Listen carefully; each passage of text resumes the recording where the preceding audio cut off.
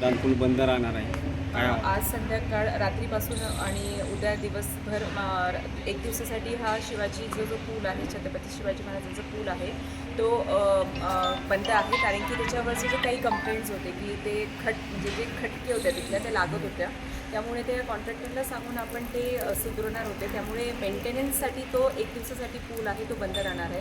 त्यामुळे सर्व जळगावच्या नागरिकांना माझी एक विनंती आहे की ते पूल बंद असल्यामुळे तुम्ही पर्यायी जागा तिथून रस्ता जो असेल त्याचा वापर तिथून करावा. सोमवार मंगळवारपासून पुन्हा तो रस्ता तुम्हाला मोकळा करण्यात येणार आहे. तर फक्त रविवारसाठी हे मेंटेनन्ससाठी आपण बंद ठेवण्यात आलेला आहे.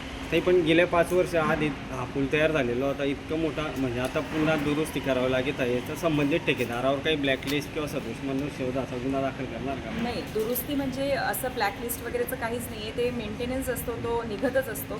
तिथे जे तुम्ही आपण जे एक्सपान्शनसाठी जे टाकलेले असतात ना त्यामध्ये ते थोडंसं हे झालेलं आहे. त्यामुळे त्याचं मेंटेनन्स आहे आणि ते मेंटेनन्सचं कॉन्ट्रॅक्टर आपल्याला करून देतात आहे.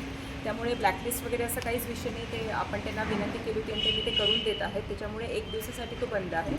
पुन्हा तो सोमवारपासून तुम्हाला सर्व नागरिकांसाठी ओपन करून देण्यात येणार आहे. वाहतूक संदर्भात जी आता वाहतूक काय